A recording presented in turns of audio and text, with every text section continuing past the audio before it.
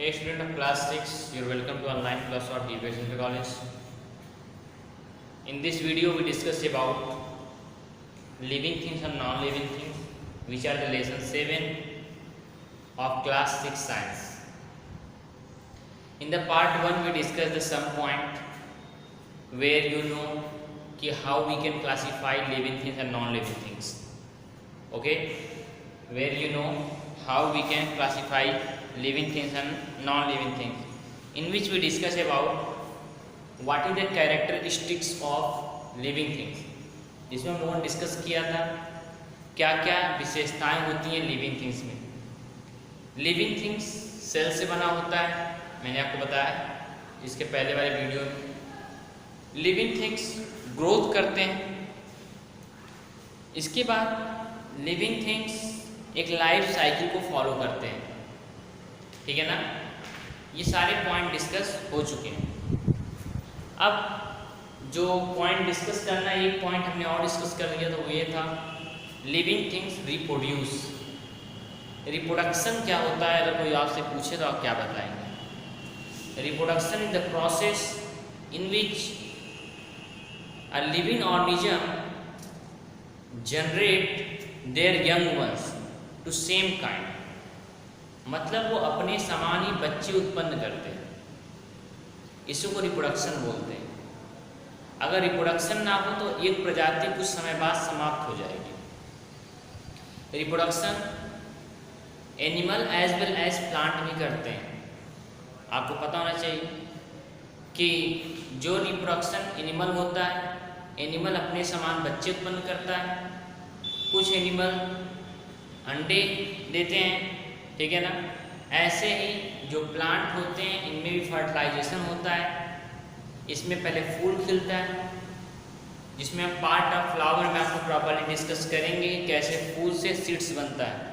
ठीक है ना. तो फूल खिलेगा, फूल में फर्टिलाइजेशन होगा, धीरे धीरे उसमें सीड्स आएंगे. उस सीड्स को कवर किया रहेगा, ठीक है ना, एक मतलब कि फ्रूट जिसको बोलते हैं, उस फ्रूट पूरा उसको कवर किया रहेगा उस सीड्स को. और जब वो मैच्योर हो जाएंगे तो फ्रूट राइप हो जाएगा. राइप होने के बाद सीड्स प्रॉपर मैच्योर हो जाता है, और उसके बाद उस फ्रूट को वो ऑटोमेटिक उस पेड़ से नीचे गिर जाएगा ज़मीन पर, और गिरने के बाद उसके सीड्स बिखर जाते हैं. फिर उसके सीड्स जानवरों के द्वारा, क्योंकि चिड़िया खा ली तो खाने के बाद उसके सीड्स को डाइजेस्ट नहीं कर पाती है, तो जहाँ कहीं भी एक्सक्रिएट करती है वहाँ उसी प्रकार का एक नया पौधा जन्म ले लेता है. नदियों के किनारे आप लोग देखे हो, या फिर समुद्र किनारे आप जान लो, जैसे ही मैच्योर हो जाता है नारियल का सीड्स, वो नीचे गिर जाएगा, और गिरने के बाद फिर क्या होता है, उसको समुद्र का पानी जो होता है, ठीक है ना, बहुत दूर तक लेके चला जाता है. फिर उसको ले जाकर वहीं छोड़ देता है. छोड़ने के बाद फिर वहीं से एक नारियल का पौधा जर्मिनेट होता है. फिर उस पौधे में ढेर सारे फल लगते हैं. इसी प्रकार से एक प्रजाति से दूसरी प्रजाति लगातार विकास कर रही है, और आज हमें देखने को मिल रही है. जिस प्रजाति में रिप्रोडक्शन खत्म हो जाएगा, जो लिविंग थिंग्स में रिप्रोडक्शन खत्म हो जाएगा, वो धीरे धीरे समाप्त हो जाएंगे. इसलिए लिविंग थिंग्स की सबसे मेन प्रॉपर्टी ये है कि ये रिप्रोडक्शन करता है. रिप्रोडक्शन जो होता है एनिमल में, उसका सिर्फ एक मेथड है, सेक्सुअल या असेक्सुअल, जो कि आपको बताया जाएगा हायर क्लास में. लेकिन प्लांट में जो रिप्रोडक्शन होता है वो बाय एयर, बाय वाटर और बाय एयर होता है, बाय वाटर होता है, बाय एनिमल होता है. ठीक है ना. इसके बारे में भी आप बाद में डिस्कस करेंगे. अगला पॉइंट आपके पास क्या है? Living things need food. Living things को किसकी आवश्यकता पड़ती है? फूड्स की आवश्यकता पड़ती है. इसे भोजन चाहिए. ठीक है ना. क्योंकि without food living things can't get energy. बिना खाने का उसको एनर्जी प्राप्त नहीं हो सकती. और जब उसको एनर्जी नहीं प्राप्त होगी तो फिर वो कैसे वर्क करेगा? ओके स्टूडेंट, जब उसको एनर्जी प्राप्त नहीं होगी तो वर्क कैसे करेगा? तो आपको बता दें कि नीड्स ऑफ फूड या फूड जो लोग ईट करते हैं, ठीक है ना, इनके में अलग अलग फंक्शन होता है, अलग अलग तरीक़ों से ये फूड को एब्जॉर्ब करते हैं। फूड को खाने के बेस पर जो एनिमल को डिवाइड किया गया है वो डिवाइड किया गया है, कई पार्ट में डिवाइड किया गया है, लगभग 3 से 4 पार्ट में डिवाइड किया गया है। लेकिन आपको सिर्फ 2 पार्ट के बारे में पढ़ना है। पहला है हेटेरोट्रॉपिक, दूसरा है ऑटोट्रॉपिक। एक होता है ऑटोट्रॉपिक न्यूट्रिशन, एक होता है हेटेरोट्रॉपिक न्यूट्रिशन। ऑटोट्रॉपिक न्यूट्रिशन में क्या होता है, इसमें वो लिविंग बींग्स अपना भोजन स्वयं बनाता है, जिसका एग्जाम्पल कौन है, प्लांट। प्लांट ऑटोट्रॉपिक होते हैं। All green plant are the autotrophic. जितने भी हरे पौधे होते हैं ये सभी के सभी ऑटोट्रॉपिक होते हैं। कैसे होते हैं ऑटोट्रॉपिक, ये देखिए। ये करते क्या है, कार्बन डाइऑक्साइड और वाटर के साथ रिएक्शन करके presence of sunlight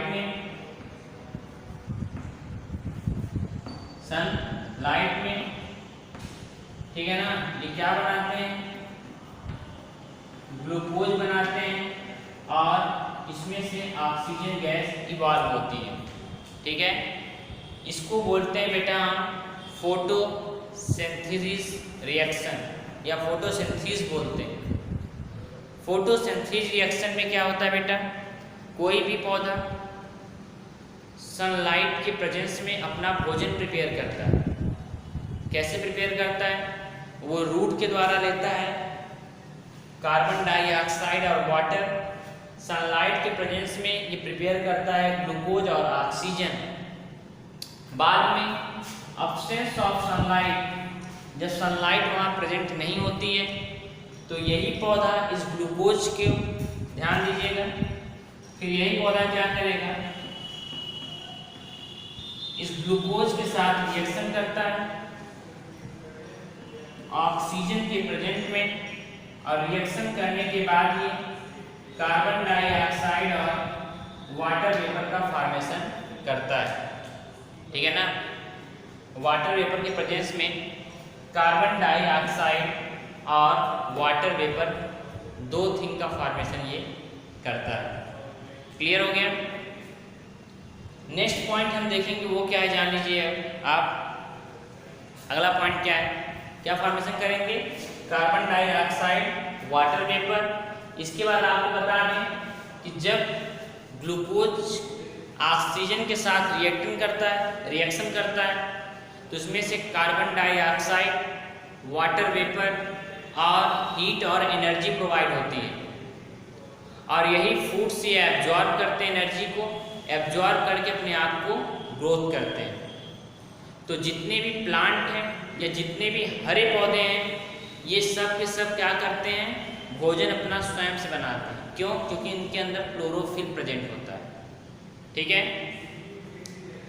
second point आपको बता दें कि जो प्लांट होता है ये भी रिस्पायरेशन रिएक्शन करता है। रिस्पायरेशन और ब्रीथिंग में बड़ा अंतर है। ब्रीथिंग क्या होता है, only inhale oxygen and exhale carbon dioxide. Breathing में सिर्फ ये ऑक्सीजन लेता है और कार्बन डाइऑक्साइड बाहर निकालता है, ठीक है ना। ब्रीथिंग में क्या करेगा, ये ऑक्सीजन लेगा और कार्बन डाइऑक्साइड बाहर निकालेगा। लेकिन रिस्पायरेशन में क्या होता है, रिस्पायरेशन रिएक्शन में जो हम ऑक्सीजन लेते हैं वो ऑक्सीजन ब्लड में जाके मिक्स होता है, और ब्लड में मिक्स होने के बाद वो ग्लूकोज के साथ रिएक्शन करके कार्बन डाइऑक्साइड और वाटर वेपर बनाता है, और उसमें से हीट और एनर्जी प्रोवाइड होती है। उसी एनर्जी को एब्जॉर्ब करके लिविंग बींग्स अपना वर्क कर पाता है। इसी प्रकार से रिस्पायरेशन प्लांट भी करते हैं। प्लांट की जब पत्तियों को आप, जो उसके प्लांट के लीव्स होते हैं, उस लीव्स के बैक साइड में अगर माइक्रोस्कोप से आप देखोगे तो माइक्रोस्कोप से देखने के बाद आपको large number of minor hole प्राप्त होंगे, बहुत होल प्राप्त होंगे। उस large number of minor hole को हम बोलते हैं स्टोमेटा। स्टोमेटा जब वो सांस लेते हैं तो खुल जाता है, फिर बंद हो जाता है। बहुत माइनर स्मॉलर पार्टिकल होते हैं।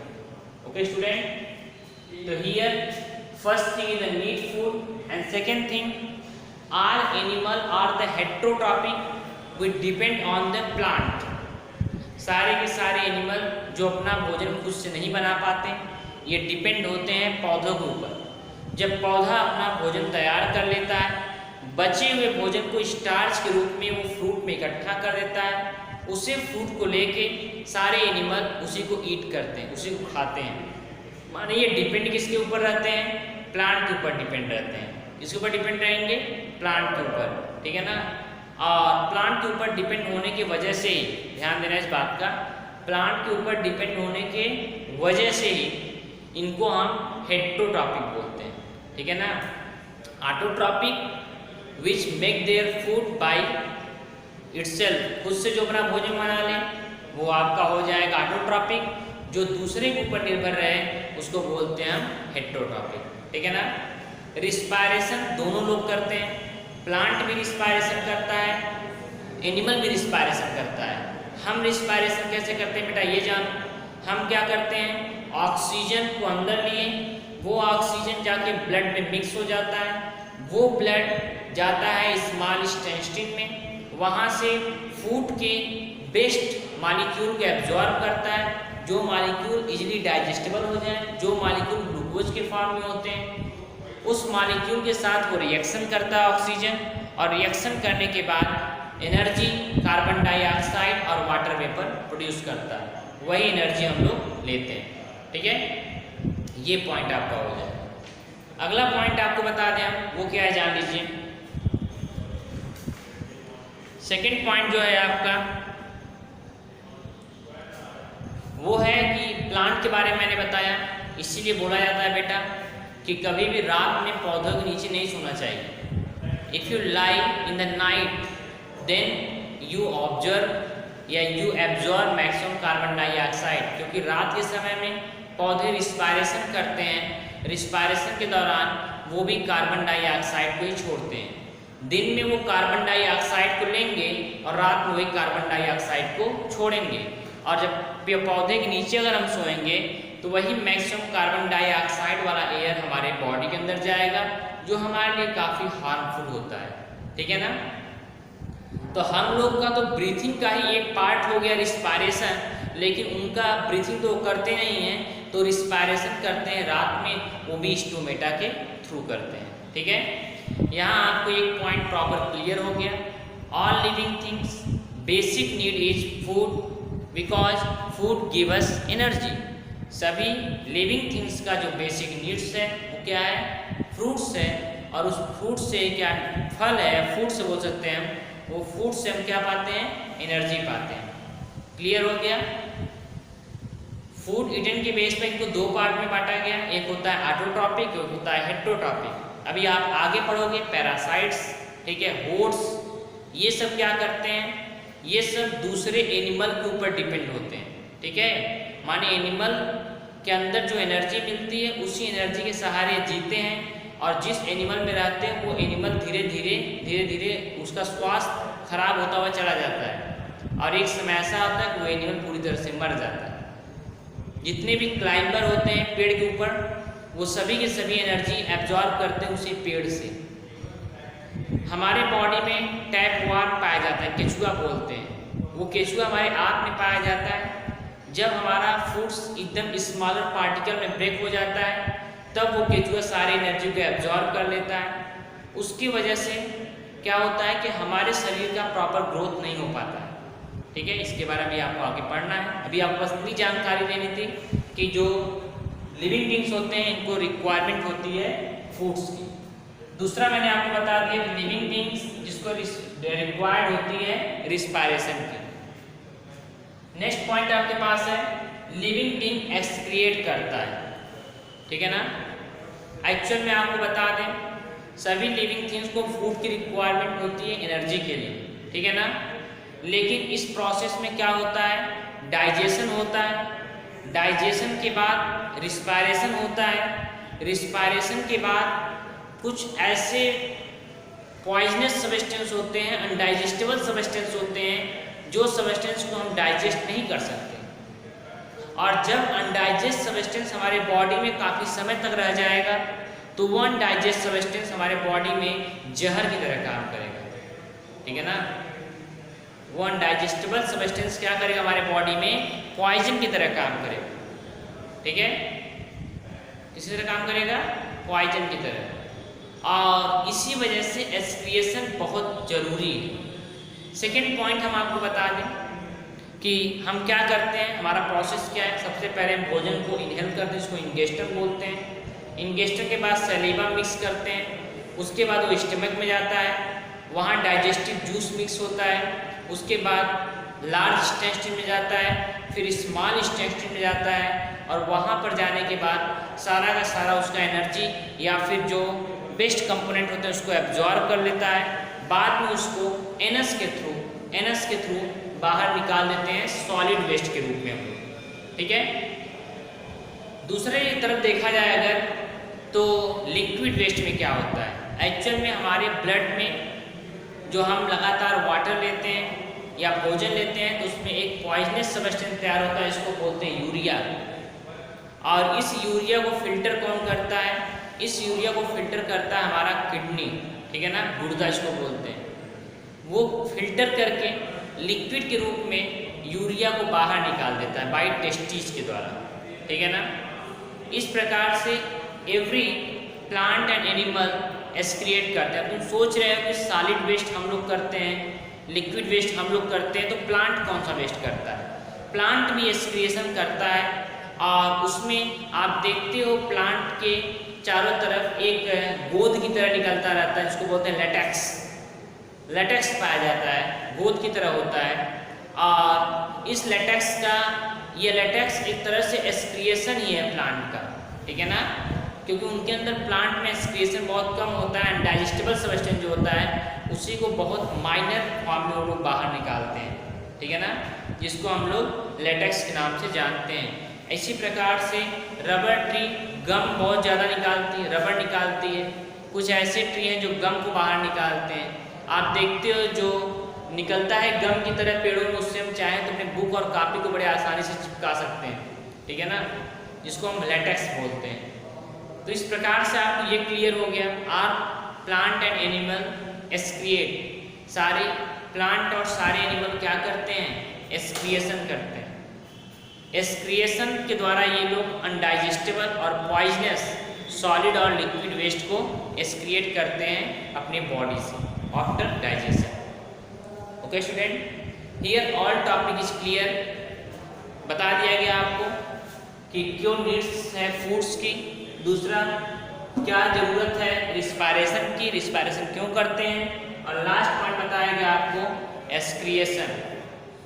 नेक्स्ट टॉपिक में हम जो डिस्कस करेंगे वो रहेगा इसका लास्ट टॉपिक चैप्टर का, जिसको बोलेंगे रिस्पॉन्ड टू स्टिमुली, मतलब लिविंग थिंग्स रिस्पॉन्स देता है। रिस्पॉन्स मतलब ये है कि अगर हमें कोई एक चिमटी काटता है तो उसको झटक देते हैं, हट जाओ यहाँ से, मतलब हमारे सेंस ऑर्गन काम करते हैं, रिस्पॉन्स देते हैं। छुई मुई के पौधे को आपने देखा होगा, उस पौधों को छूते ही पूरी पत्तियाँ सिकुड़ जाती हैं ना। सूरजमुखी के पौधों को आपने देखा होगा, सूरजमुखी, हाँ, सनफ्लावर, जो सनलाइट के डायरेक्शन में अपना हमेशा फेस्ड की रहती है, ये सब स्टिमुली है। और ये पॉसिबल सिर्फ है किसमें, लिविंग थिंग्स में। इस टॉपिक को डिस्कस करेंगे हम नेक्स्ट वीडियो में। Okay, that's all.